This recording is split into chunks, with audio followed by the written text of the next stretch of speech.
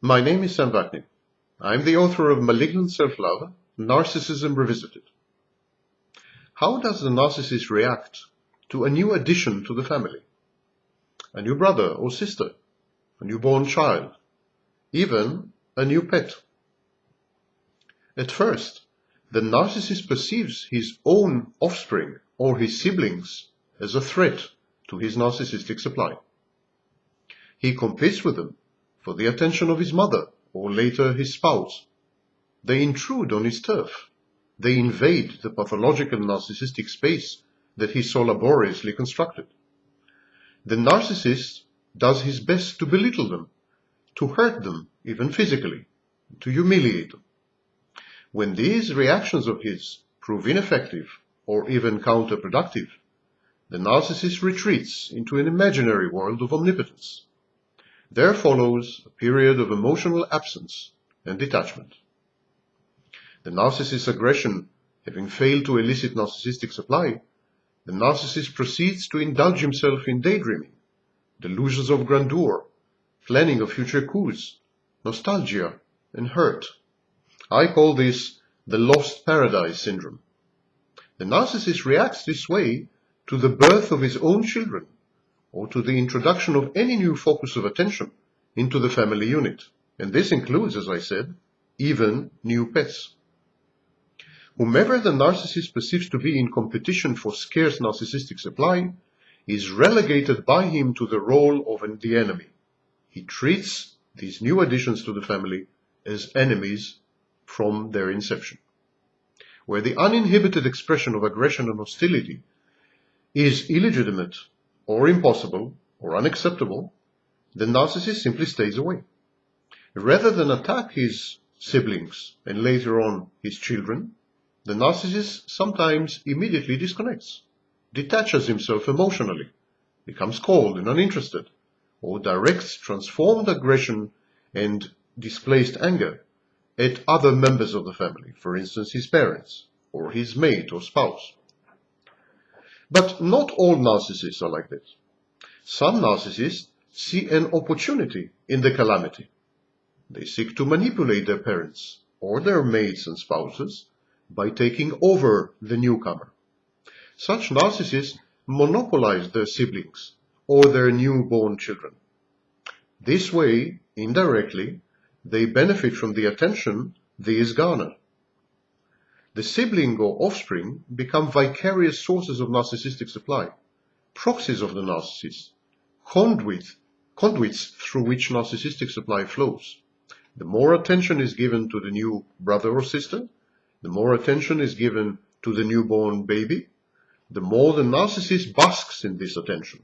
It becomes his narcissistic supply by virtue of his association with the newborn baby or with the newborn sister or brother. Consider an example. Imagine a narcissist who has become father. By being closely identified with his newborn child, this narcissistic father secures the grateful admiration of the mother. His spouse or his mate says, "What an outstanding father my husband is." The narcissist thus assumes part of the credit or all the credit given to the achievements of his newborn child or his newborn sibling. This is a process of annexation and assimilation of the other. It is a stratagem that the narcissist uses in most of his relationships. He swallows, he digests, he assimilates the newborn child, the newborn sibling, and thus becomes one with them. As siblings or progeny grow older, the narcissist begins to see their potential to be edifying, reliable, and satisfactory sources of narcissistic supply. Suddenly, they are no longer threats. Suddenly, they have become promising potentials. They can be his sources of narcissistic supply. His attitude then is completely transformed. He cultivates the siblings or the children whom he believes can become reliable, long-term, faithful sources of supply. He encourages them to idolize him, to adore him, to be awed by him, to admire his deeds and capabilities or even his misdeeds, to learn to blindly trust and obey him. In short, the narcissist encouraged them to surrender to his charisma and to become submerged in his shared psychosis, his folie de grandeur. It is at this stage, when the narcissist has transformed or is seeking to transform his newborn siblings or his newborn children into sources of supply, it is at this phase of the relationship that the risk of child abuse is at its height. Narcissists have been known to engage in emotional incest up to and including outright, full-fledged physical and sexual incest. The reason is that the narcissist is autoerotic. The narcissist is the preferred object of his own sexual attraction. He is attracted mainly and solely and exclusively to himself. His siblings and his children share genetic material with him. Molesting or having intercourse with his brother, sister, or child is as close as a narcissist gets to having sex with himself, which is his fantasy, his wet dream. Moreover, narcissists perceive sex in terms of annexation. The partner is assimilated and becomes an extension of the narcissist, a fully controlled and manipulated object. Sex to the narcissist is the ultimate act of depersonalization and objectification of the other. He actually masturbates with other people's bodies. He doesn't have sex in the mature sense of the word. Narcissists prefer minors and little children.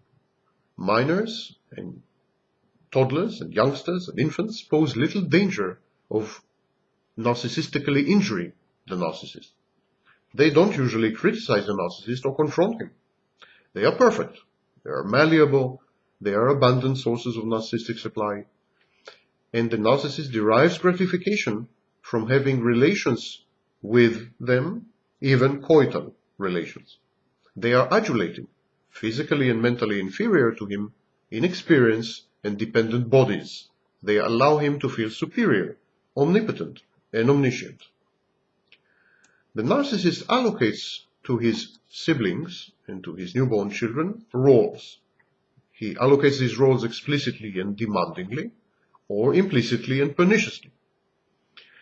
And these roles are best fulfilled by youngsters whose mind is not fully formed and not yet independent. The problem is that the older the siblings or the offspring, the more they become critical, even judgmental of the narcissist. They are better able to put into context and perspective his actions, to question his motives, to anticipate his moves, and the narcissist does not like this. As they grow up, as they mature, these siblings and children, these erstwhile sources of narcissistic supply, often refuse to continue to play the mindless pawns in the narcissist's chess game. They hold grudges against him for what he has done to them in the past, when they were less capable of resistance. They can gauge his true stature, talents, and achievements, and realize that he lags far behind the claims that he has made. This brings the narcissist, this insurrection, this insurgency, this resistance, criticism, and confrontation, these new behaviors in his erstwhile sources of supply, bring the narcissist a full cycle back to the first phase. Again, he perceives his siblings or sons and daughters as threats. He quickly becomes disillusioned and devaluing. He loses all interest, becomes emotionally remote, absent and cold, rejects any efforts to communicate with him, citing life pressure and the preciousness and sacredness of his time. The narcissist then feels burdened, cornered, trapped, besieged, shackled, suffocated, and claustrophobic. He wants to get away, to abandon his commitments to people who have become totally useless or even narcissistically injurious to him. He does not understand why he has to support them or to suffer their company, and he believes himself to have been deliberately and ruthlessly brought into this situation. He rebels, either passively aggressively by refusing to act or by intentionally sabotaging the relationships, or actively by being overly critical, aggressive, unpleasant, verbally and psychologically abusive, or even physically and sexually abusive. Slowly, to justify his acts to himself, the narcissist gets immersed in conspiracy theories with clear paranoid and persecutory use. To his mind, the members of the family conspire against him, seek to belittle or humiliate or subordinate him, do not understand him, or stymie his growth. The narcissist usually finally gets what he wants, and the family that he has created disintegrates. He is either sorry to see this happening due to the loss of narcissistic space, or relieved and positively surprised. This is the cycle. The narcissist feels threatened by the arrival of new family members. He tries to assimilate or to annex new siblings and new born children. He obtains narcissistic supply from them. He overvalues and idealizes these newfound sources. But as the sources grow older and independent, they adopt anti-narcissistic behaviors. The narcissist then proceeds to devalue them and discard them. He feels stifled and trapped. He becomes paranoid. He rebels, and the family disintegrates.